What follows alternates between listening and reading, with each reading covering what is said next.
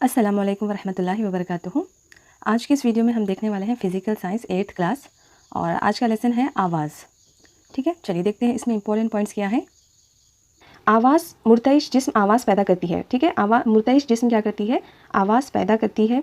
ठीक है, ये जैसे कि एक्सपेरिमेंट्स हम देख रहे हैं, यहाँ पर घंटी बजती है तो वो मुर्तइश होती है और यहाँ पे एक गाड़ी की डिब्बी पर वो रबर लगा के इस तरह से अगर खींच के छोड़ दें तो उसमें से भी आवाज़ आने लगती है। जब कोई जिस्म मुर्तइश होता है तो उसके अंदर से आवाज़ पैदा होती है। ठीक है, ये यहाँ पर एग्जाम्पल्स दिए हुए हैं।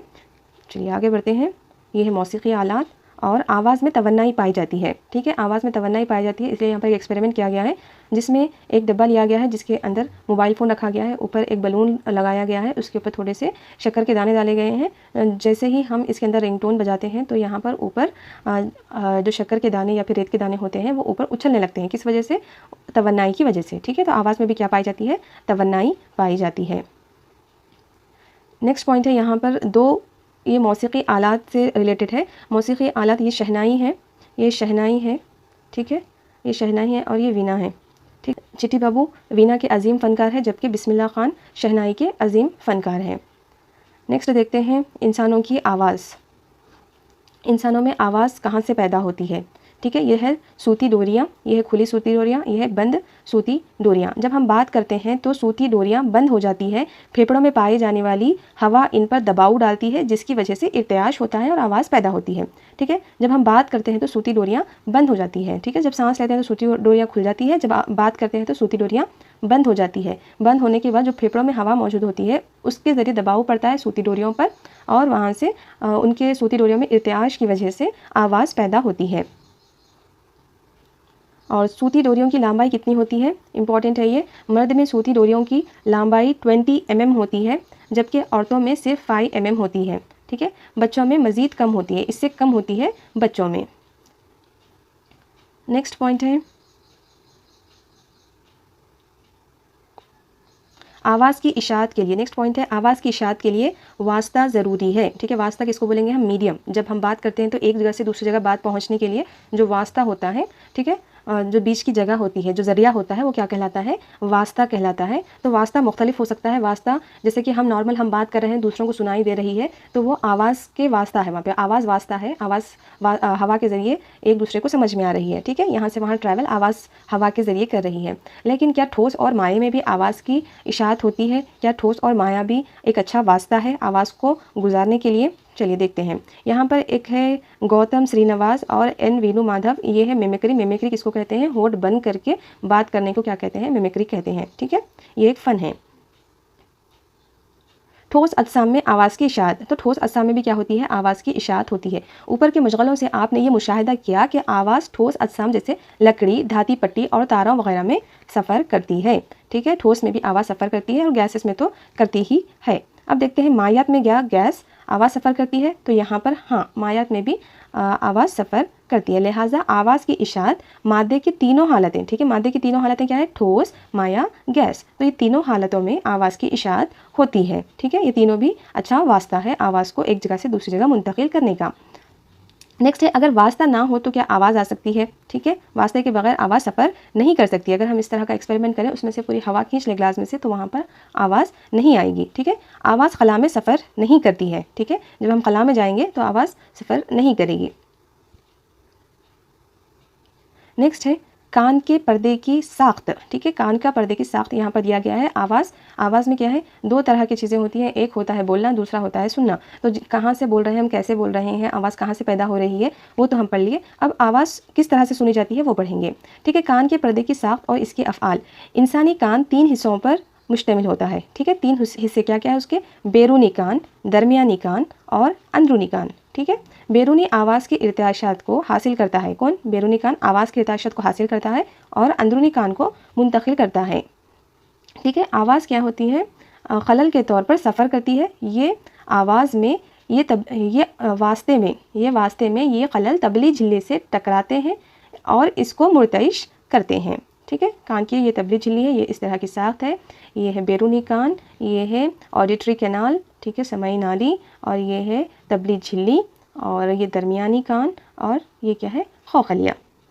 ठीक है, चलिए नेक्स्ट देखते हैं क्या है। तबली झिल्ली, ठीक है, ये थोड़ा इंपॉर्टेंट है, यहाँ पर देख लें एक बार। तबली झिल्ली से इर्तिआशात दरमियानी कान को मुंतकिल होते हैं, ठीक है। तबली झिल्ली कौन सा हिस्सा है? तबली झिल्ली बैरूनी हिस्सा है कान का, ठीक है, कान का बैरूनी हिस्सा है। दरमियानी कान 3 नन्ही हड्डियों पर मुश्तमिल होता है, ठीक है। 3 हड्डियाँ यहाँ पे इंपॉर्टेंट है। कौन कौन से हैं यहाँ पर? हथौड़ा नुमा, संदान और रकीब, ठीक है। मतरकी क्या है, ये नामा क्या है इसके? मतरकी, संदान और रकीब, ये 3 क्या है यहाँ पर हड्डियाँ हैं कान की, ठीक है। ये 3 हड्डियों पर दरमियानी कान मुश्तमिल होता है। और यहाँ पर इस तरह से क्वेश्चन आ सकता है कि तबली झिल्ली कान के कौन से हिस्से से है, ठीक है। कान का बैरूनी हिस्सा है तबली झिल्ली। दरमियानी झिल्ली में 3 हड्डियाँ पाई जाती है, कौन कौन सी? मतरकी, संदान और रकीब। ये इर्तिआशात के खलल को आगे बढ़ाते हैं। रकीब खलल को बैज़वी खिड़की के झिल्ली तक पहुंचाता है। बैज़वी खिड़की का रकबा कितना होता है, ठीक है, ये भी इंपॉर्टेंट है। बैज़वी खिड़की का रकबा कितना होता है? 1/20 होता है। कान का 1/20 हिस्सा क्या होता है यहाँ पे? बैज़वी खिड़की का होता है, ठीक है, जिसकी वजह से इर्तिआशात 30 या 60 गुना ज़्यादा हो जाते हैं, ठीक है। इर्तिआशात क्या होती है यहाँ पर जाके बढ़ जाते हैं। बैज़वी खिड़की से इर्तिआशात खौखलिया को पहुँचते हैं। खौखलिया सयाल से भरा होता है। खौखलिया में इर्तिआशात के खलल सयाल के ज़रिए मुंतकिल होते हैं। इन इर्तिआशात को हुदबी खलिए बाल नुमा साख दिमाग तक पहुंचाते हैं। इर्तिआशात के ये खलल बरक़ी सिग्नल्स, ठीक है, बरक़ी सिग्नल्स में मुंतकिल किए जाते हैं, जहां हर आवाज़ का एहसास पैदा होता है। आवाज़ की ये खलल अंदरूनी कान से रास्त तौर पर खोपड़ी की हड्डियों के ज़रिए भी मुंतकिल हो सकती है, ठीक है, इस तरह से भी हो सकता है। और ये खोपड़ी की हड्डियों से भी रास्त तौर पर आवाज़ के इर्तिआशात मुंतकिल हो सकते हैं, ठीक है। चलिए नेक्स्ट पॉइंट देखते हैं क्या है। नेक्स्ट पॉइंट है यहाँ पर आवाज़ की हिद्दत को नापने के लिए कौन सी इकाई यहाँ पर इस्तेमाल की जाती है, ठीक है, बहुत इंपॉर्टेंट है ये, ठीक है, ये जो बॉक्स दिया हुआ है यहाँ पर बहुत इंपॉर्टेंट है। आवाज़ की हिद्दत को नापने के लिए डेसिबल्स इकाई का इस्तेमाल किया जाता है, ठीक है, डेसिबल्स इकाई का इस्तेमाल किया जाता है। और इसकी इकाई कैसी लिखी जाएगी? ऐसा, पहले स्मॉल डी आएगा फिर कैपिटल डी आएगा, ठीक है, ये है डेसिबल्स। ये इकाई अलेक्जेंडर ग्राहम बेल की याद में इसके नाम से मौसूम की गई है। इसकी आवाज़ की पैदाइश और इशाअत पर बुनियादी तहक़ीक़ात की थी, ठीक है। ये डेसिबल्स ये इकाई किसके नाम से मौसूम की गई है? ग्राहम बेल, ठीक है, अलेक्जेंडर ग्राहम बेल के नाम से ये रखी गई है। नेक्स्ट है कम से कम समात आवाज़ कितनी होती है? कम से कम 0 डेसिबल्स होती है। और इससे 10 गुना कितनी होती है, ठीक है, ये बहुत इंपॉर्टेंट है। देखिए आप 10 गुना अगर हम देखेंगे तो क्या होगी वो? 10 गुना 10 डेसिबल्स होगी, ठीक है। अगर 100 गुना देखें हम तो कितनी होगी? 20 डेसिबल होगी, ठीक है। अगर 1000 गुना देखेंगे तो यहाँ पर कितनी होगी? 30 डेसिबल्स होगी, ठीक है। अगर 1 0 रहा तो 10 डेसिबल, 2 0 रहे तो 20 डेसिबल, 3 0 रहे तो 30 डेसिबल, ओके, ऐसे इस तरह से आप याद रख लें इसको।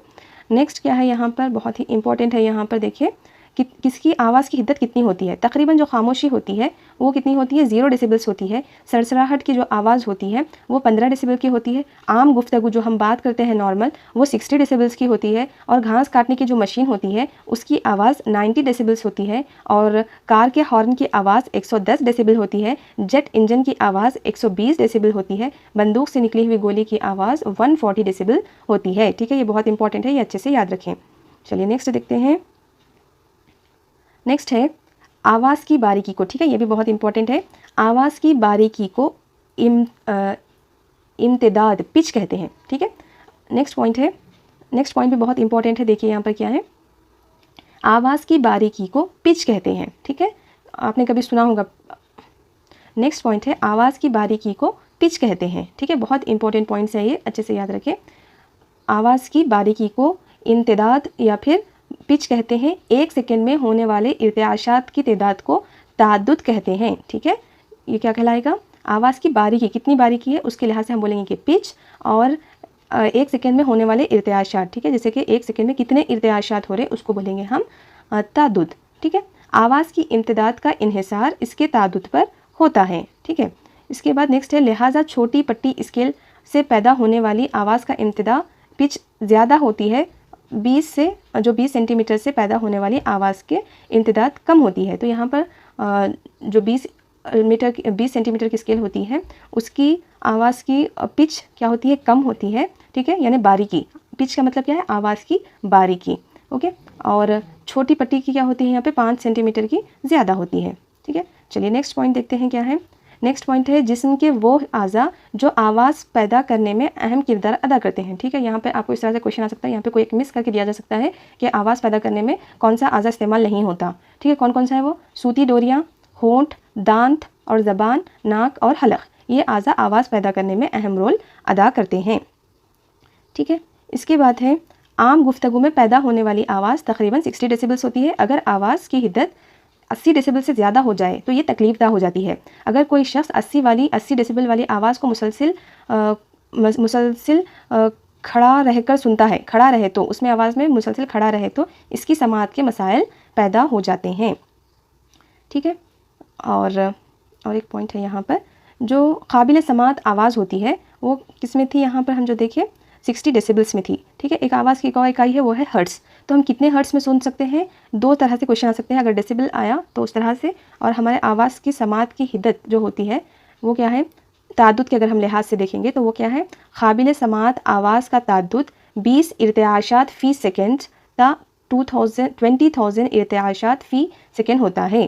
ठीक है, जो हम आवाज़ सुन सकते हैं वो कम से कम 20 हर्ट्स, ठीक है 20 हर्ट्स। ठीक है, अगर हम जो सुन सकते हैं कम से कम हद क्या होती है सुनने की, 20 हर्ट्स होती है, और ज़्यादा से ज़्यादा कितनी होती है, 20,000 हर्ट्स होती है। ठीक है, इंसान की काबिल समाअत आवाज़। ठीक है, नेक्स्ट देखते हैं क्या है, आवाज़ की आलूदगी। आवाज़ की आलूदगी में क्या है, जो आवाज़ सुनने में अच्छी लगती है वो मौसीकी कहलाती है, और जो आवाज़ सुनने में अच्छी नहीं लगती वो शोर कहलाती है। ठीक है, नेक्स्ट है आलूदगी के असरात। आलूदगी की वजह से क्या होगा? सबसे पहला मुज़िर असर ये है आवाज़ की आलूदगी का कि समाअत में नुक्स पैदा होगा। ज़्यादा शोर शराबे वाली आवाज़ों से क्या होगा, क्या होगा यहाँ पर, समाअत में नुक्स पैदा होगा। इसके साथ साथ सूती आलूदगी कई बीमारियों की वजह बनती है, मसलन बेख्वाबी। बेख्वाबी का मतलब रातों में नींद नहीं आना, और उसके बाद है हाइपरटेंशन और ब्लड प्रेशर जैसी बीमारियां हो सकती है सूती आलूदगी की वजह से। ठीक है, सूती आलूदगी को कम करने के लिए क्या करना चाहिए? मोटरसाइकिलों और दूसरी मशीनों को साइलेंसर लगाएं। ठीक है, ऐसी मशीनों को तैयार कीजिए जो काम के दौरान कम आवाज़ पैदा करें। अपने घरों में टीवी, टेप रिकॉर्ड की आवाज़ को कम रखें। सूती आलूदगी को कम करने के लिए शजरकारी करें। ठीक, और नेक्स्ट यहाँ पर दिया हुआ है मशहूर शख्सियात के बारे में, और यहाँ पर क्या है, सुभा लक्ष्मी एक मशहूर मौसीकार थे, और इसके अलावा घंटासाला वेंकटेश्वर राव भी क्या थे, एक मशहूर गुलकार थे। इन्होंने मलयालम में 10,000 से ज़ायद गीत लिखे थे। ठीक है, और 100 से ज़्यादा फिल्मों में मौसीकी भी तरतीब दी थी। ठीक है, और नेक्स्ट देखते हैं इसके मल्टीपल चॉइस क्वेश्चंस। क्या है इसके मल्टीपल चॉइस क्वेश्चंस? अगर कोई जिस्म औसत मुकाम से आगे और पीछे की जानिब हरकत करता है तो इस किस्म की हरकत क्या कहलाती है? इस किस्म की हरकत को कहेंगे हम एहतिजाजी हरकत। ठीक है, क्या कहेंगे इसको? एहतिजाजी हरकत। इकाई वक्त में पैदा होने वाले इर्तिआशात, एहतिजाजात को क्या कहते हैं? क्या कहेंगे हम? उसको ताद्दुद कहेंगे। ठीक है, ताद्दुद। और नेक्स्ट क्या है यहाँ पर तीसरा, इंसान की काबिल समाअत आवाज़ कितनी होती है? 20 से लेकर 20,000 एहतिजाज फ़ी सेकेंड। ठीक है, और बैज़वी खिड़की का सतही रकबा कितना होता है? ये होता है 1/20 होता है। ओके, लास्ट क्या है यहाँ पर, आवाज़ की बारीकी। ठीक है, इसको क्या कहेंगे? आवाज़ की बारीकी को पिच कहते हैं। ठीक है, नेक्स्ट लेसन है इनेका से नूर मुस्तवी सतहों के ज़रिए। इनेकास का मतलब होता है टकराना, टकराकर वापस जाना। ओके, नूर का मतलब क्या होता है? रोशनी। तो इसका मतलब क्या हुआ इनेका से नूर का? रोशनी का टकराकर, किसी सतह से टकराकर वापस आने को क्या कहेंगे हम? इनेका से नूर कहेंगे। मुस्तवी सतहों के ज़रिए। ठीक है, मुस्तवी सतह दो किस्म की होती है। आयनों में सतह दो किस्म की होती है। ठीक है, कौन कौन सी होती है? एक होती है मुस्तवी सतह, ठीक है, जो स्ट्रेट होती है, मुस्ततिल सतह या फिर मुस्तवी सतह होती है। और इसके अलावा और भी होते हैं, कौन सी है? और एक मुनहनी सतह। ठीक है, मुस्तवी सतह, मुनहनी सतह। फिर मुनहनी सतह में दो किस्म के होते हैं, एक होता है मुहद्दिब से और मुहद्दिब ऐने, दूसरा होता है मुखय्यर ऐने। ठीक है, ये जो है इसके बारे में आपको 10th क्लास में पढ़ने को मिलेगा, जबकि आपको 8th क्लास में सिर्फ ये पढ़ने का है, मुस्तवी सतहों के ज़रिए इनेका से नूर। ठीक है, चलिए नेक्स्ट देखते हैं इसका पॉइंट क्या है आगे। यहाँ पर है पिन होल कैमरे के ज़रिए ख्याल की बनावट। ठीक है, ये क्या है? शय है। इसको हम क्या कहेंगे? शय कहेंगे। और जो इसका ख्याल बनता है हम इसको क्या बोलेंगे? ख्याल बोलेंगे। ठीक है, इसको इमेज या फिर ख्याल बोलेंगे। इसको ऑब्जेक्ट बोलेंगे, इसको इमेज बोलेंगे, या फिर ख्याल बोलेंगे, और इसको शय बोलेंगे। ठीक है, जब हम पिन होल कैमरे से देखते हैं तो यहाँ पर मोमबत्ती का ख्याल किस तरह से बनता है, बड़ा बनता है और उल्टा बनता है। ठीक है, इस तरह के क्वेश्चन भी पूछे जाने के चांसेस होते हैं। ठीक है, पिनहोल कैमरे में ख्याल किस तरह का बनता है, बड़ा बनता है, शय से बड़ा बनता है और ख्याल उल्टा बनता है। चलिए नेक्स्ट पॉइंट देखते हैं क्या है। नेक्स्ट पॉइंट है यहाँ पर दो दरख्त दिए गए हैं जिसका नाम है ए और दूसरे का नाम है बी, और यहाँ पर सी डी ई एफ के ऊपर क्या है, यहाँ पर दाने रखे हुए हैं। तो दाना चुनने के लिए, ठीक है, दाना चुनने के लिए कौवा कौन सा रास्ता इख्तियार करेगा, सबसे शॉर्टेस्ट रास्ता कौन सा होगा, सी का होगा या फिर डी का होगा या फिर ई का होगा या फिर एफ़ का होगा।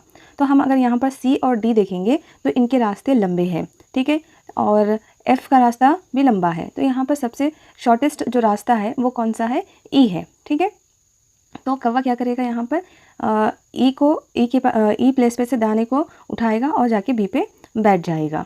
ठीक है, तो इसका मतलब क्या हुआ, यहाँ पर ये इसलिए दिया गया है, जिस तरह से कौवा अपना शॉर्टेस्ट रूट इख्तियार करने की कोशिश करता है, इसी तरह से रोशनी भी अपना शॉर्ट रास्ता इख्तियार करने की कोशिश करती है। ठीक है, लंबा रास्ता जाने की कोशिश नहीं करती रोशनी, शॉर्ट रास्ता इख्तियार करने की कोशिश करती है। इसका पॉइंट यहाँ पर दिया गया है, रोशनी की शुआ भी मुख्तसर तरीन फासले से सफ़र करती है। इस उसूल को सबसे पहले फ्रांसीसी माहिर क़ानून पायर डी फॉर्मेंट ने पेश किया, जो वकील और रियाज़ीदान भी था। ये उसूल रोशनी के इनेकास पर भी काबिल इतलाक़ है। जब रोशनी किसी सतह से मुनक्किस होती है तो वो ऐसा रास्ता इख्तियार करती है जिसके लिए अक़ल तरीन वक्त दरकार होता है, इसलिए ज़ाविया वक़ू ज़ाविया इनेकास के मसावी होता है। ठीक है, जब अक़ल तरीन रास्ता इख्तियार करने की कोशिश करते हैं तो ज़ाविया वक़ू ज़ाविया इनेकास के मसावी होता है। ठीक है, ये एक चीज़ याद रखना है अपने को कि ज़ाविया वक़ू मसावी होता है ज़ाविया इनेकास के। अगर ज़ाविया वक़ू 30 है तो ज़ाविया इनेकास भी 30 होगा, ज़ाविया वक़ू 90 है तो वो भी 90 होगा, इस तरह से होगा। ठीक है, चलिए नेक्स्ट देखते हैं मुस्तवी आयना। मुस्तवी आयना किससे कहते हैं, इस तरह का जो प्लेन सरफेस होता है उसको मुस्तवी आयना कहते हैं। आयने के पीछे क्या लगाया जाता है, यहाँ पर मुस्तवी आयने का पिछला हिस्सा चांदी या फिर अल्मुनियम के तह पर पेंट लगाकर महफूज किया जाता है, जिसकी वजह से रोशनी इनेकास होकर वापस आती है, वरना रोशनी सामने से पीछे की तरफ गुजर जाएगी। ठीक है, यहाँ पर फिर इमेज नहीं बनेगी। ठीक है, चलिए नेक्स्ट पॉइंट देखते हैं क्या है। नेक्स्ट पॉइंट यहाँ पर एक डायग्राम दी गई है। ठीक है, इस डायग्राम को आप गौर से देखें, क्या है यहाँ पर, ये है प्लेन सरफेस आईना। ठीक है, ए से लेकर बी तक है प्लेन सरफेस आईना, ये एक आईना है। आईने के ऊपर हम यहाँ से रोशनी डाल रहे हैं। ठीक है, हम यहाँ से रोशनी डाल रहे हैं, रोशनी के पास हम यहाँ क्या लगा दिए, 2 कीले रख दिए। यहाँ पर 2 कीले जब हम रखेंगे तो क्या होगा, रोशनी यहाँ से टकरा कर यहाँ पर आएगी। ठीक है, यहाँ पर इसको टकराएगी। ये बीच की लाइन को हम क्या कहेंगे, नॉर्मल, ये ख़याली ख़त होता है। ठीक है, कुछ भी नहीं रहता, बस ख़याली ख़त होता है। ठीक है, हम ये ख़याली ख़त खींच के यहाँ से हम इसके ऊपर डालने की कोशिश करते हैं, इस पॉइंट पे रोशनी को डालने की कोशिश करते हैं। हम अब इस पॉइंट से यहाँ पर अगर रोशनी डालते हैं, ये यहाँ पर देखेंगे हम तकरीबन 30 डिग्रीज़ का ज़ाविया होगा। ठीक है, 30 डिग्रीज़ या फिर 40 डिग्रीज़ का ज़ाविया होगा। ये आई का मतलब होता है ज़ाविया वक़ू। ठीक है, आर का मतलब होता है ज़ाविया इनेकास। ठीक है, ज़ाविया वक़ू ज़ाविया इनेकास।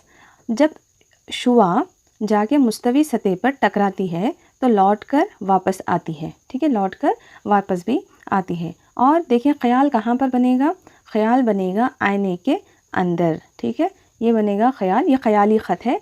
हम अगर देखेंगे तो कोई चीज़ इस तरह से दिखाई देगी कि ये जो कीले हैं हम आपको कहीं में दिखाई देंगे, ये आईने में दिखाई देंगे ये। ठीक है, इस तरह से यहाँ पर जहाँ पर रखेंगे हम, ये आईने पर दिखाई देंगे और ये रिफ्लेक्ट होकर इधर भी पड़ेगा। ठीक है, इसका ये जो है आईने के अंदर इस तरह से ख़याल बनेगा और बाहर भी इस तरह से ख़याल बनेगा। ठीक है, चलिए नेक्स्ट देखते हैं। नेक्स्ट क्या है यहाँ पर, अगर किसी शय को, ठीक है, यहाँ पर ऑब्जेक्ट यानी शय यहाँ पर ये दिया गया है, ये जो एरो मार्क है, ठीक है, ये हमारा ऑब्जेक्ट है। तो क्या है यहाँ पर, अगर किसी शय को हम नज़दीक से देखते हैं तो वो बड़ा दिखाई देगा और अगर हम उसको दूर से देखते हैं तो वो छोटा दिखाई देगा। ठीक है, मुशाहिद ए, ये देखने वाला एक यहाँ से दिख रहा है, देखने वाला 2 दूसरा यहाँ से दिख रहा है। मुशाहिद ए और 1 और 2 नुक्ता ओ पर वाक़े किसी शय को देख रहे हैं। ये शय मुशाहिद 2 को मुशाहिद ए के मुकाबले में छोटी नज़र आएगी। ठीक है, दूर वाले को छोटी नज़र आएगी, नज़दीक वाले को बड़ी नज़र आएगी। ऐसा इसलिए होता है कि शय से आने वाली शुआ के रोशनी की शुआएँ मुशाहिद 2 की आंख पर छोटा ज़ाविया बनाती है। बनाती है जो मुशाहिद ए के मुकाबले में ज़्यादा फासले पर है। किसी शय की जसामत की जांच में ज़ाविये का कलीदी रोल होता है। ठीक है, जो करीब में होते हैं उनका ज़ाविया बड़ा बनता है, इसलिए उनको चीज़ें बड़ी दिखाई देती है, जबकि जो दूर होते हैं उनका ज़ाविया छोटा बनता है, इसीलिए उनको चीज़ें छोटी दिखाई देती हैं। ठीक है, चलिए नेक्स्ट पॉइंट देखते हैं क्या है। नेक्स्ट पॉइंट है, किसी आईने में अक्स की तश्कील के अमल पर गौर करते हुए समझाइए कि किसी जानिबी तौर पर माकूस कैसे बदल होता है। समझने के लिए शक्ल 13 की मदद लीजिए। अगर हम देखेंगे तो आईने के सामने, ठीक है, अगर कोई अल्फ़ाबेट रख कर देखेंगे तो वो इस तरह से पलट कर दिखाई देगा, उल्टा दिखाई देगा। ठीक है, उल्टा मतलब ऊपर का नीचे, नीचे का ऊपर नहीं दिखाई देगा, बल्कि दाएं का बाएं तरफ दिखाई देगा, बाएं का दाएं तरफ दिखाई देगा। ठीक है, आईने की ये खुसूसियत, ठीक है, इसकी जो माकूसियत होती है इसको हम क्या कहेंगे, जानिबी माकूसियत कहेंगे। ठीक है, इस तरह की जो चीज़ होती है उसको क्या बोलेंगे हम, जानिबी माकूसियत कहते हैं। जब हम आईने में भी चेहरा देखते हैं तो हमारा दायां हिस्सा बाएं तरफ दिखाई देता है, बायां हिस्सा दाएं तरफ दिखाई देता है। ठीक है, चलिए नेक्स्ट देखते हैं, हमारी रोज़मर्रा ज़िंदगी में मुस्तवी आईने के इस्तेमाल क्या क्या हैं। ठीक है, तो आइनों को हम सिंगार के लिए इस्तेमाल करते हैं, और मिठाइयों और जुल्फ़ तराश, ज़ेवरात की दुकान में, मिठाइयों की दुकान में और जुल्फ़ तराश हजामत की दुकानों में इसका इस्तेमाल किया जाता है। मुस्तवी आइनों के बाद बसरी आला जैसे मंजर बीन वगैरह तैयार करने के लिए भी इस्तेमाल किया जाता है। एक और उसका इस्तेमाल है वो है शमसी चूल्हा। ठीक है, शमसी चूल्हे का भी इस्तेमाल किया जाता है। ठीक है, ये अगर आप याद रहेंगे तो इसमें इंपॉर्टेंट क्या है ये तो सबको ऊपर के मालूम है, लेकिन मुस्तवी आने का इस्तेमाल शमसी चूल्हे में भी किया जाता है। ठीक है, इनमें से कौन सा है कौन सा नहीं है, इस तरह के क्वेश्चन आ सकते हैं। नेक्स्ट है, यहाँ पर एक डायग्राम दी गई है, यहाँ पर क्या है ABCD अल्फ़ाबेट्स दिए गए हैं। अगर अल्फ़ाबेट्स को अपन यहाँ पर देखेंगे, इसमें देखेंगे, आईने में देखेंगे, तो यहाँ पर ये जानिबी माकूसियत का शिकार है। ठीक है, तो कौन कौन से जानिबी माकूसियत का शिकार है यहाँ पर, D, C, B और A। ठीक है, यहाँ पर A जानिबी माकूसियत का शिकार नहीं है, A जैसा है वैसा ही दिखाई दे रहा है। देखें, उल्टा भी A वैसे ही है, सीधा भी A वैसा ही है। तो बाज़ चीज़ें ऐसी होती है, बाज़ अल्फ़ाबेट्स ऐसे होते हैं जो जानिबी माकूसियत का शिकार नहीं होते, जैसे कि क्या है O, I वगैरह। ठीक है, और भी हो सकते हैं इसमें 8, इस तरह के जो वर्ड्स होते हैं वो जानिबी माकूसियत का शिकार नहीं होते हैं। कैपिटल H ये भी जानिबी माकूसियत का शिकार नहीं होता है। ठीक है, चलिए नेक्स्ट देखते हैं। नेक्स्ट यहाँ पर कुछ इंपॉर्टेंट पॉइंट्स है, इसको देख लेते हैं एक मरतबा।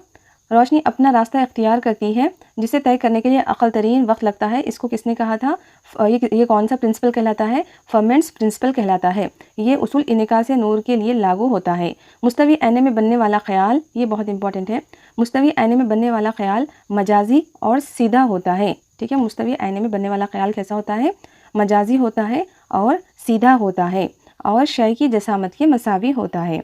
और मुस्तवी आईने में बनने वाला ख्याल छोटा नज़र आता है क्योंकि हमारी आंख में बनने वाला ज़ाविया छोटा होता है। अगर हम दूर से देखेंगे तो वहाँ पर कैसा दिखाई देगा, वो छोटा दिखाई देगा। मुस्तवी आईने में बनने वाला ख्याल जानिबी माकूस होता है। ठीक है, जानिबी माकूस का मतलब मालूम है ना, दायां हिस्सा बाएं तरफ दिखाई देता है, बायां हिस्सा दाएं तरफ दिखाई देता है, जिसको हम जानिबी माकूसियत कहते हैं। ठीक है, चलिए नेक्स्ट देखते हैं इसके इंपॉर्टेंट पॉइंट्स क्या है, इसके मल्टीपल चॉइस क्वेश्चंस क्या है। ज़ाविया वक़्फ़, ज़ाविया इनेकास, इस उसूल को पेश करने वाला कौन है, कौन है इस उसूल को पेश करने वाला, फर्मेंट है। हज़्ब ज़ैल में कौन सा हुर्फ जानिबी माकूसियत का शिकार नहीं होता है, कौन सा नहीं होता है, O। एक शुआ अगर मुस्तवी आईने पर 90 के ज़ाविये से टकराती है तो ज़ाविया इनेकास क्या होगा, ज़ाविया इनेकास भी कितना होगा, 90 होगा। ज़ाविया इनेकास मसावी होता है ज़ाविया वक़ू के। ठीक है, जब हम मुस्तवी आईने से किसी शय को दूर हरकत देते हैं तो आईने में शय के अक्स की जसामत होगी। कैसी होगी, शय की जसामत घटती जाएगी, शय कैसी दिखाई देगी, हमें छोटी दिखाई देगी। ठीक है, नेक्स्ट लेसन है कोयला और पेट्रोलियम। कोयला और पेट्रोलियम में फर्स्ट पॉइंट यहाँ पर जो दिया गया है, यहाँ पर जदवल नंबर 2, ये बहुत इंपॉर्टेंट है। यहाँ से DSC में भी क्वेश्चन आया था। DSC में क्वेश्चन क्या आया था, शीशा बनाने के लिए किन चीज़ों का इस्तेमाल किया जाता है, किस तरह से शीशा बनाया जाता है, ये क्वेश्चन आया था। तो किस तरह से बनाया जाता है, रेत और दीगर अशिया को पिघलाकर तेज़ी से ठंडा करने पर यहाँ पर शीशा बनाया जाता है। ठीक है, शीशा बनाने का प्रोसेस यहाँ पर पूछा गया था। ठीक है, किस तरह से बनता है। नेक्स्ट, मिट्टी मादनी नमक जैसे कोलोनाइट को पानी के साथ मिलाने पर बनती है। ठीक है, इस तरह से मिट्टी बनती है। लकड़ी खुश्क दरख्तों के ज़रिए बनती है। प्लास्टिक पेट्रोकेमिकल्स के ज़रिए बनती है। धातें मुतालिक कच धातों के ज़रिए बनते हैं। ठीक है, ये याद रखना है अच्छे से। ठीक है, चलिए नेक्स्ट देखते हैं इंपॉर्टेंट पॉइंट्स क्या है यहाँ पर। मुख्तलिफ मकासद के लिए इस्तेमाल की जाने वाली अशिया कुदरत में मौजूद मुख्तलिफ माखज़ों से हासिल होती है, इसलिए मिट्टी, पानी, हवा और पेट्रोल वगैरह कुदरती वसाइल कहलाते हैं। तो यहाँ पर मिट्टी, पानी, हवा और पेट्रोल क्या है, यहाँ पर कुदरती वसाइल है। ठीक है, कुदरती वसाइल में अब यहाँ पर दो चीज़ें आती हैं, ख़त्म होने वाले और ख़त्म ना होने वाले वसाइल। ठीक है, ऐसे चीज़ें जो ऐसी अशिया जो हमेशा के लिए क़ायम रहने वाली नहीं है और काबिल तजदीद नहीं है, उसको दोबारा हम तैयार नहीं कर सकते, जो कुदरत की तरफ से बस एक मरतबा तैयार हो गई थी और एक मरतबा ख़त्म हो गई तो दोबारा तैयार नहीं किया जा सकता, उसको क्या कहेंगे हम, ख़त्म होने वाले वसाइल। और ख़त्म ना होने वाले वसाइल जैसे कि जो कितना भी यूज़ कर लो उनको वो ख़त्म नहीं होंगे, जैसे कि पानी, सूरज की रोशनी और हवा। ठीक है, इस तरह के जो सोर्सेस होते हैं वो कभी ख़त्म होने वाले नहीं हैं। हवा और पानी जैसे तवन्नाई के वसाइल को इस्तेमाल करने पर वो ख़त्म नहीं होते, इसलिए इन्हें ख़त्म ना होने वाले वसाइल कहा जाता है। कोयला और पेट्रोलियम जैसे तवन्नाई के वसाइल इस्तेमाल करने पर ख़त्म हो जाते हैं। अगर यही हालत मुस्तकिल में बरकरार रहेगी तो शायद हमें शमसी तवन्नाई पर इन्हिसार करना पड़ेगा। ठीक है, हवा और पानी क्या है, ख़त्म ना होने वाले वसाइल हैं। ठीक है, इनको हम काबिल तजदीद वसाइल भी कह सकते हैं। और कोयला, पेट्रोलियम क्या है, ख़त्म हो जाने वाले वसाइल है जिनको हम गैर तजदीदी वसाइल भी कहते हैं। ठीक है, चलिए नेक्स्ट देखते हैं। नेक्स्ट पॉइंट है यहाँ पर तवन्नाई के माखज़ों के मैदान में शोबा तरक्की। तवन्नाई के माखज़ों के मैदान में शोबा तहक़ीक़ व तरक्की, रिसर्च एंड डेवलपमेंट बताता है कि हम बुनियादी तौर पर रकाज़ी ईंधन जैसे रिवायती वसाइल पर इन्हिसार करते हैं। नेक्स्ट पॉइंट है, हम शमसी तवन्नाई, हवा की तवन्नाई और बहरी तवन्नाई वगैरह रिवायती तवन्नाई के वसाइल के तौर पर 10% हिस्सा इस्तेमाल कर रहे हैं। ये वसाइल कभी ख़त्म ना होने वाले हैं और कुदरत में बकसरत पाए जाते हैं। हम जो ख़त्म होने वाले वसाइल हैं उनका 90% इस्तेमाल कर रहे हैं और जो ख़त्म नहीं होने वाले वसाइल हैं उनका सिर्फ हम 10% इस्तेमाल कर रहे हैं। ठीक है, नेक्स्ट क्या है, यहाँ पर कुछ ऐसे दरख्त वगैरह पाए जाते हैं जिनके अंदर तेल पाया जाता है। ठीक है, इनको हम हयातियाती डीजल भी कहते हैं, जो कि तेल या फिर हैवानी चर्बी से तैयार किया जाता है। तो इनको इस्तेमाल करने का हम इसको इस्तेमाल क्यों नहीं कर रहे? ठीक है, इस्तेमाल इसलिए नहीं कर रहे क्योंकि ये बहुत ज़्यादा हमें महंगे पड़ते हैं। ठीक है, इनको इस्तेमाल करना बहुत ज़्यादा महंगा पड़ता है, इसीलिए हम ये इस्तेमाल नहीं कर रहे हैं। इनको हम हयातियाती डीजल कहते हैं। ठीक है, चलिए नेक्स्ट देखते हैं, कोयला, पेट्रोलियम और कुदरती गैस बतौर ईंधन। नेक्स्ट पॉइंट है, कुदरती गैस एक और अहम ईंधन है। ठीक है, कुदरती गैस का पहले कॉन्सेप्ट नहीं था, अब कुदरती गैस को इस्तेमाल हम करने लगे हैं। कुदरती गैस गैर मसामदार चट्टानों और गैर मसामदार चट्टानों के दरमियान पाई जाती है। ये बाज़ औक़ात पेट्रोलियम के साथ और बाज़ मरतबा पेट्रोलियम के बगैर भी पाई जाती है। पेट्रोलियम के हुसूल के दौरान पहले गैस या तो बाहर खारिज कर दी जाती है या फिर जला दी जाती है। ये पहले इस तरह से पहले करते थे, या तो गैस को पहले पेट्रोल निकालने से पहले जला देते थे या फिर उसको बाहर खारिज कर देते थे। ठीक है, अक्सर ये पेट्रोलियम के पास ही पाई जाती है। लेकिन अब कुदरती गैस को हम अहम तस्वुर किया जा रहा है क्योंकि ये माहौल के लिए साजगार होती है। इसको ज़्यादा दबाव के तहत महफूज किया जाता है, इसलिए इसको CNG गैस कहते हैं। ठीक है, कंप्रेस्ड नेचुरल गैस भी कहते हैं। ठीक है, ये इसको क्या कर रहे हैं, पहले खारिज कर देते या फिर जला देते थे, लेकिन जब से इसके यूजेस मालूम हो गए, ये भी काम में आ सकती है बल्कि मालूम हो गया, तो इसको भी हम क्या कर रहे हैं, महफूज करके रख लेके एज ए ईंधन इस्तेमाल कर रहे हैं इसको। ठीक है, इसे हिंदुस्तान के त्रिपुरा, मुंबई हाई, कृष्णा और गोदावरी के डेल्टा और जैसलमेर इलाकों में गैस फील्ड्स दरियाफ्त किए गए हैं, वहाँ पर ये गैस पाई जा रही है। नेक्स्ट है यहाँ पर कोयला, पेट्रोलियम और कुदरती गैस के दीगर इस्तेमालात। ये जो कोयला, पेट्रोलियम और कुदरती गैस होते हैं वो ना सिर्फ ईंधन के तौर पर काम में आते हैं बल्कि कई और तरीक़े से इसको इस्तेमाल किया जाता है।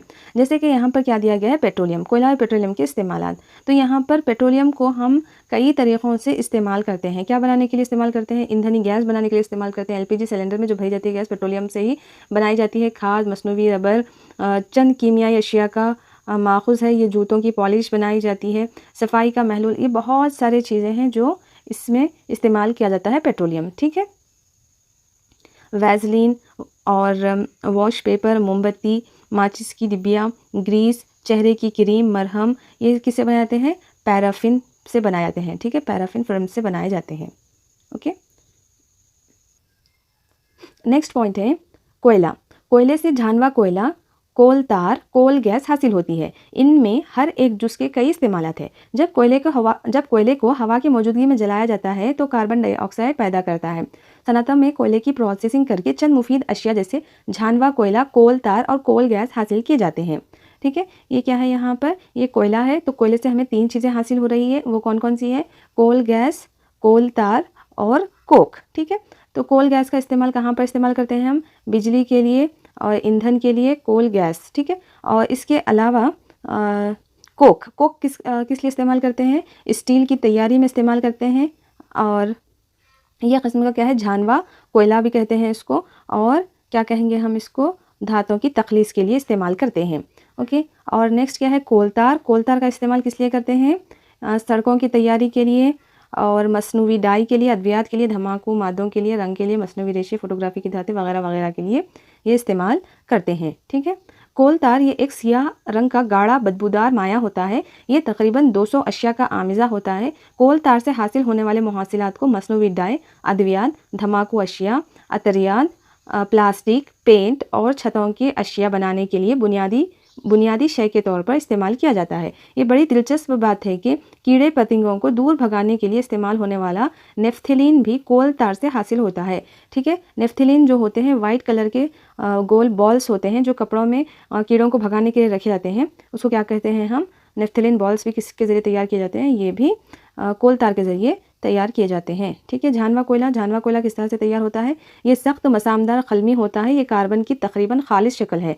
ठीक है, झानवा कोयला क्या है? कोयले की खालिश शक्ल है, कार्बन की खालिश शक्ल है। इसको स्टील की तैयारी के अलावा धातुओं की तखलीस के लिए भी इस्तेमाल किया जाता है।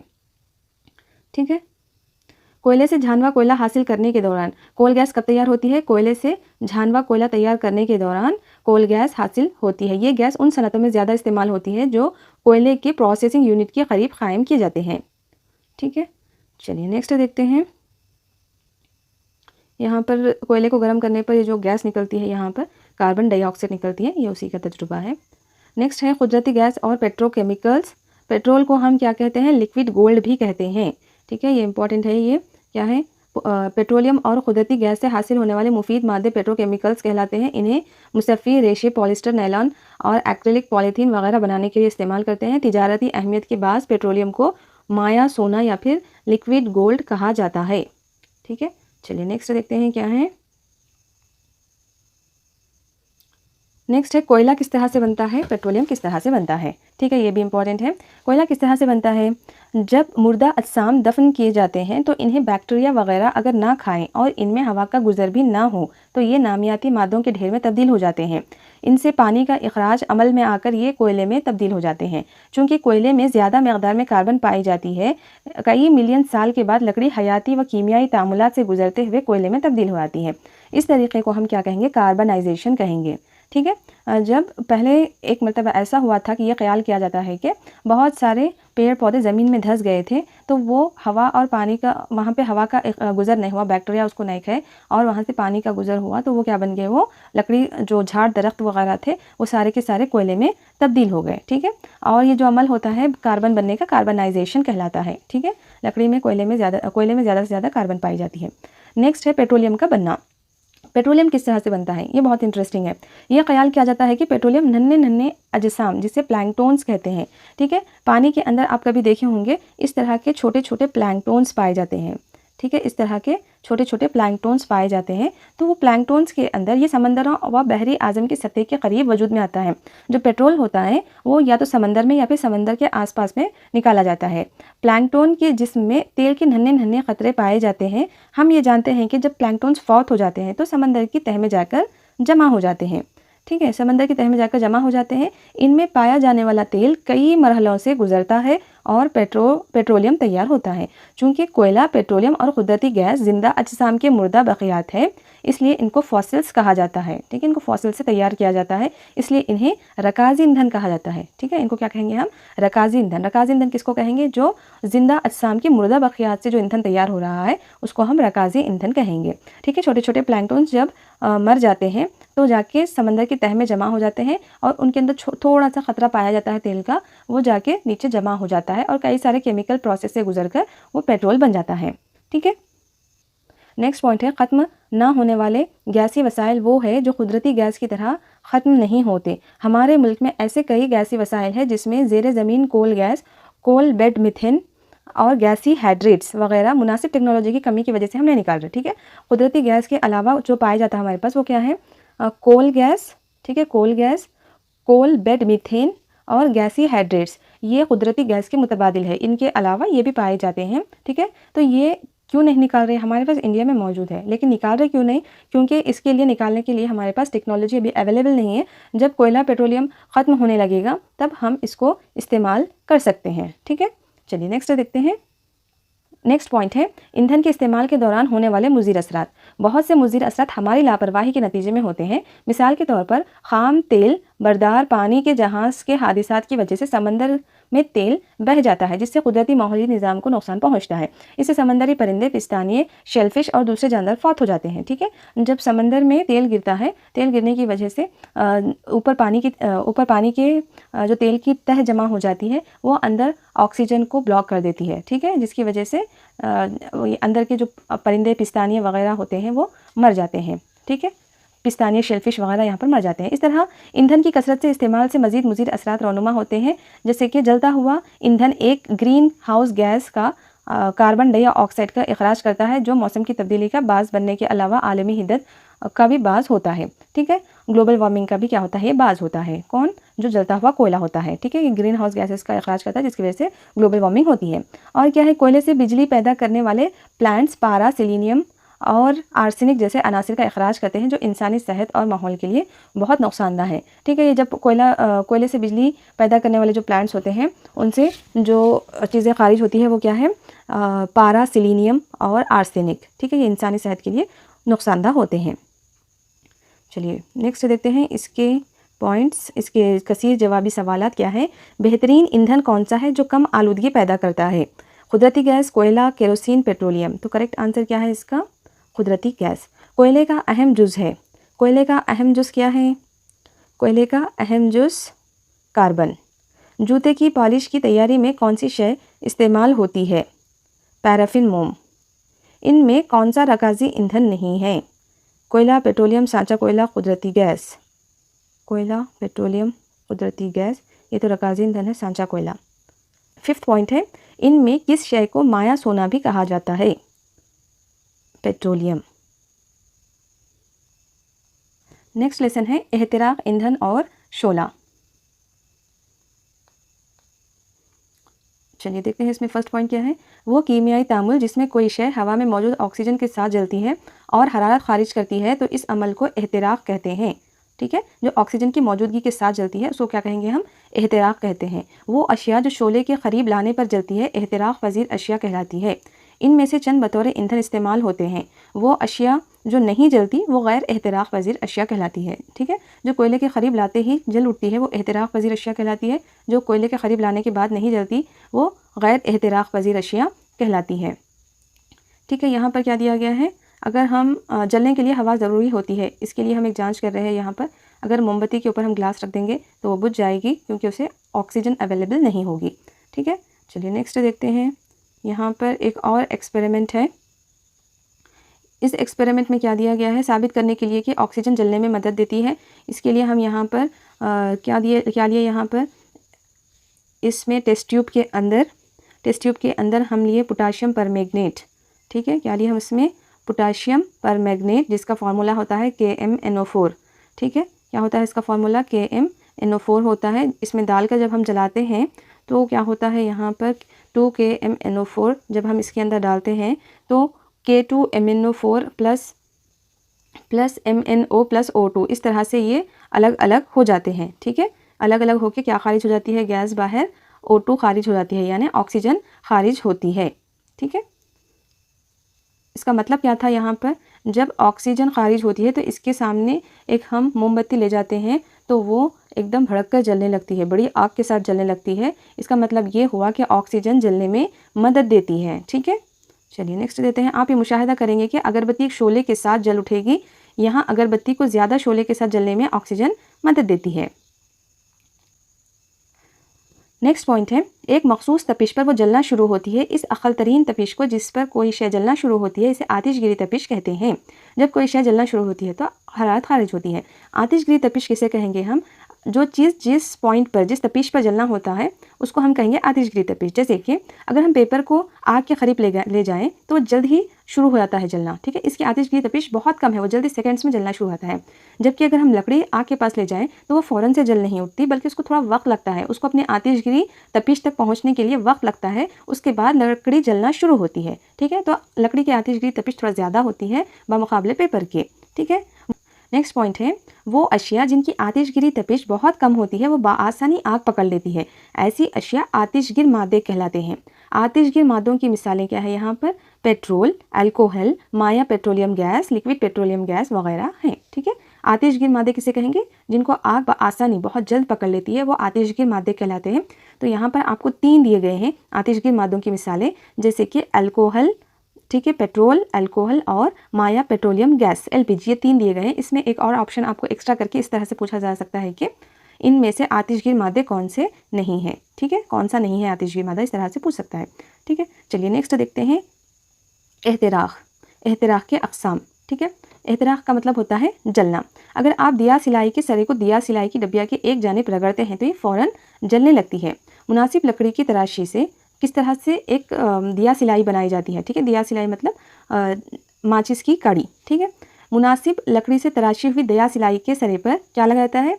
एंटीमनी ट्राईफॉस्फाइड, पोटाशियम क्लोराइड और सफ़ेद फास्फोरस के आमिज़े में थोड़ा सा निशास्ता मिलाकर लगाया जाता है, ठीक है। ये चीज़ें याद रखनी है, ठीक है। क्या क्या लगाया जा रहा है? दिया सिलाई के जो ऊपर लकड़ी के ऊपर जो रेड कलर का, ब्लैक कलर का लगा हुआ होता है उसमें क्या होता है? एंटीमनी ट्राईफॉस्फाइड, पोटाशियम क्लोराइड और सफ़ेद फास्फोरस के आमिज़े में थोड़ा सा निशास्ता मिलाकर लगाया जाता है।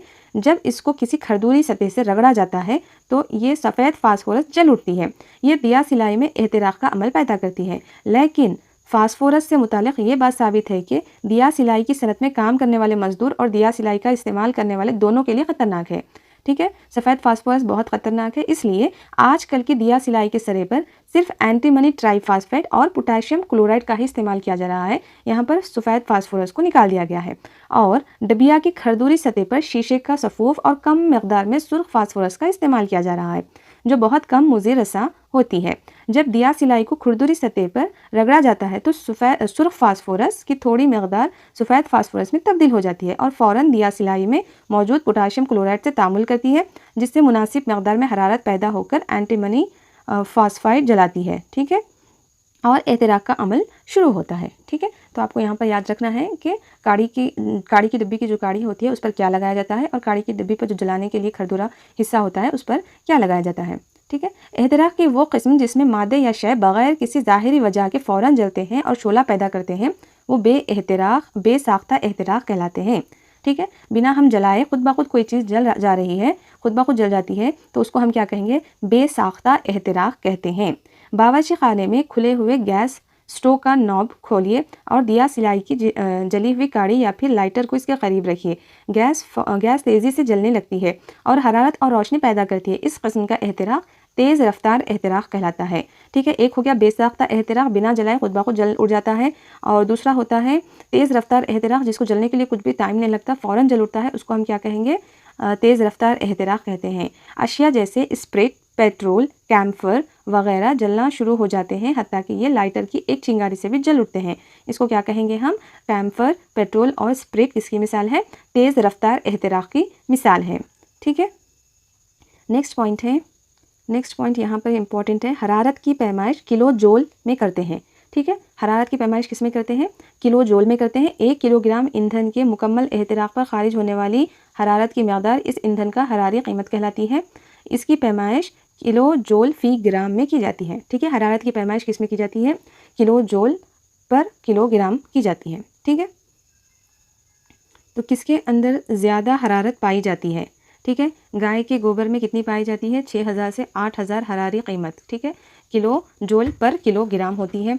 लकड़ी में कितनी होती है? 17000 से लेकर 22000 तक। इस तरह से बढ़ते बढ़ते सबसे ज़्यादा क्या में पाई जाती है हरारत? हाइड्रोजन में पाई जाती है। सबसे ज़्यादा हाइड्रोजन में पाई जाती है, जो कि कितनी होती है? 1,50,000, ठीक है। चलिए नेक्स्ट देखते हैं। नेक्स्ट पॉइंट है, तेल और पेट्रोलियम में लगी आग बुझाने के लिए भी पानी मुनासिब नहीं होता, क्योंकि पानी तेल से वज़नी होता है और ये तेल के नीचे चला जाता है और ऊपर तेल इस तरह जलता रहता है। ठीक है, अगर तेल वगैरह में आग लग गई तो हम नीचे उसके ऊपर पानी डालेंगे तो भी पानी नीचे चला जाएगा और तेल ऊपर ही तैरता रहेगा और वो जलता रहेगा। तो यहाँ पर पानी से बुझाने का कोई फ़ायदा नहीं है। तो अब क्या करना चाहिए हमें, चूँकि आग से एहतिराक़ पज़ीर अशिया को अलग करना मुश्किल है, इसलिए क्या करना है, हमें हवा की सरबराही मुनक़ता कर देना है। ठीक है, अगर ऑक्सीजन नहीं मिलेगी तो आग नहीं जलेगी। ठीक है, तो इसलिए क्या करना है, हवा मुनक़ता कर देना है और तपिश को कम करने की कोशिश करना है।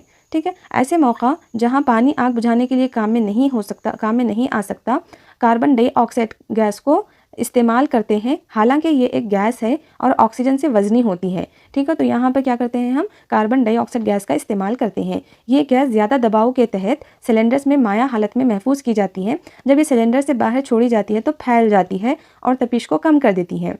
ये आग पर एक गिलाफ की तरह अमल करती है। इस तरह के अमल से जलने वाली शय और ऑक्सीजन के दरमियान राब्ता टूट जाता है तो आग पर काबू पाया जा सकता है। ये गैस न सिर्फ जलती अशिया के अतराफ गिलाफ बनाती है बल्कि तपिश को भी कम करती है। कौन सी गैस है वो, कार्बन डाइऑक्साइड। ठीक है, तो आग बुझाने के लिए जो आतिश फ़रो आले होते हैं उसके अंदर कौन सी गैस भरी हुई होती है, उसके अंदर कार्बन डाइऑक्साइड गैस भरी हुई होती है। इसलिए ये गैस एक बेहतरीन आतिश फ़रो मादा है।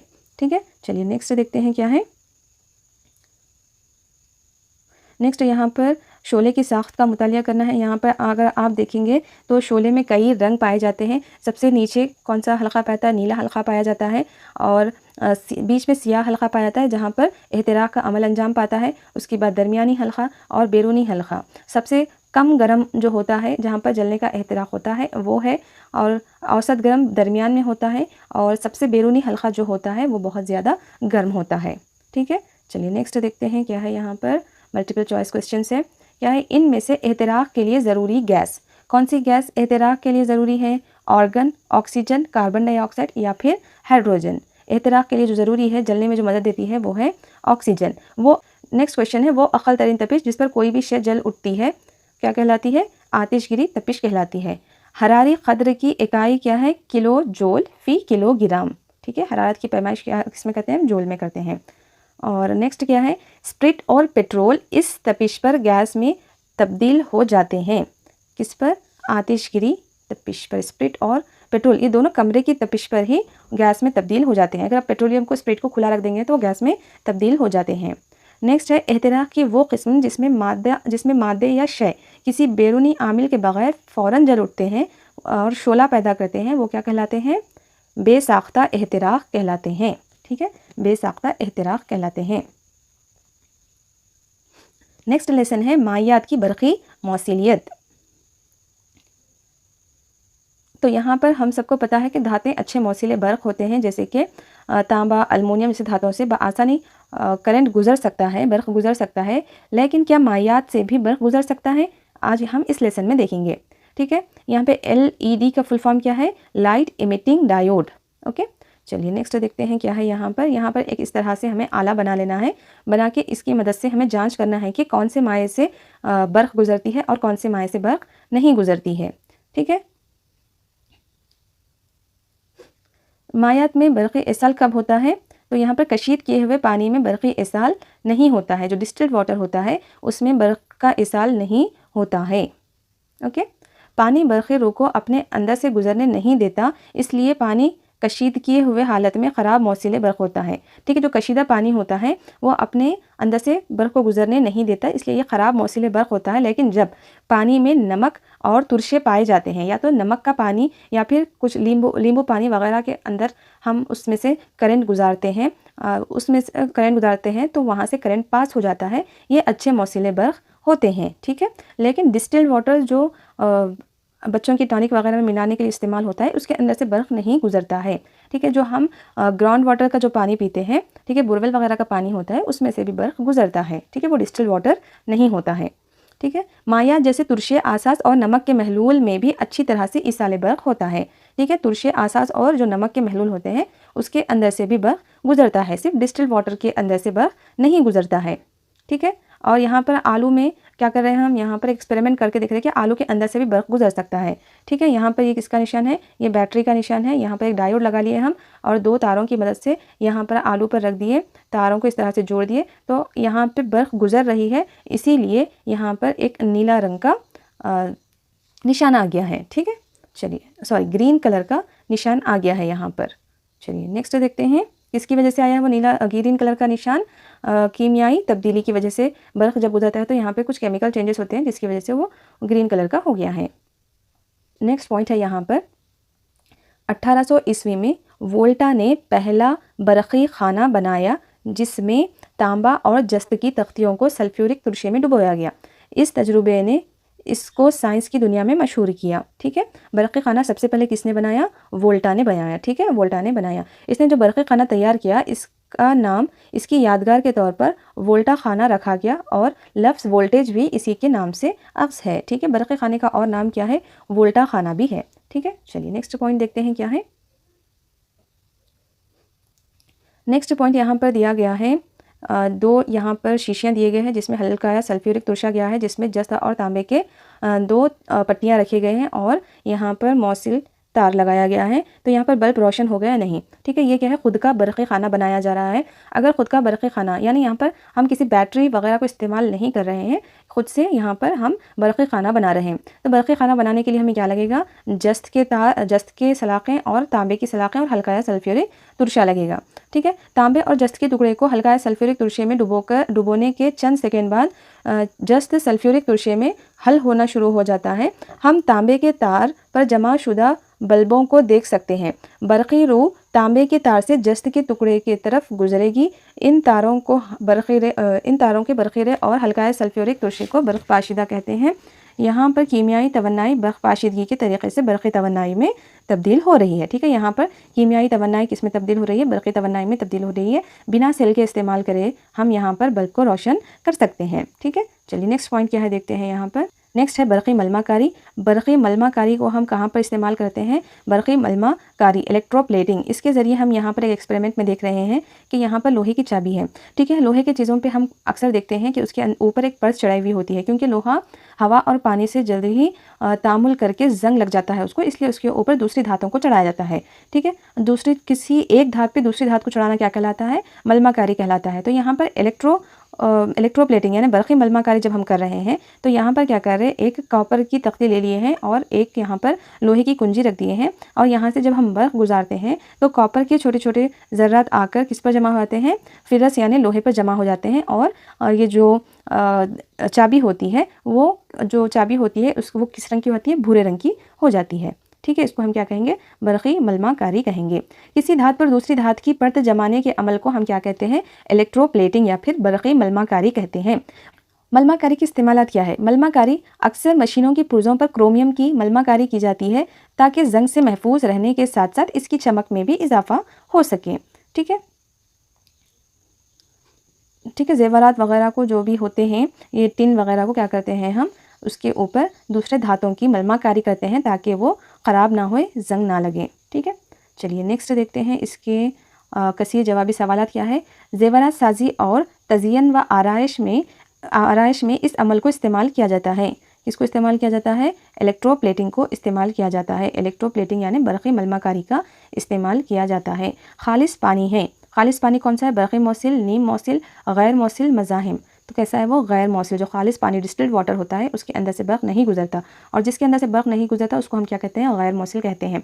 वो अशिया जो अपने अंदर से बरक़ी रूह को गुजरने नहीं देती वो क्या कहलाती है, गैर मौसिल कहलाती है। और फोर्थ वाला क्या है यहाँ पे, बरक़ी मलमाकारी मुमकिन है किसके ज़रिए, बरक़ी पाशीदगी के ज़रिए। ठीक है, हस्बे ज़ैल में बर्फ़ पाशीदा नहीं है, इसमें से बर्फ़ पाशीदा कौन नहीं है, सल्फ्यूरिक तुरशा, नींबू का रस, इमली का खट्टा, मुसफ़ी का महलूल। हस्बे ज़ैल में ये बर्फ़ पाशीदा नहीं है, तो नींबू का रस, इमली का खट्टा, सल्फ्यूरिक तुरशा कौन सा नहीं है, मुसफ़ी का महलूल। ये आसास है, इसलिए बर्फ़ पाशीदा नहीं है। ठीक है, यहीं पर ख़त्म होती है आज की वीडियो। मिलते हैं अगली वीडियो में, तब तक के लिए अल्लाह हाफ़िज़।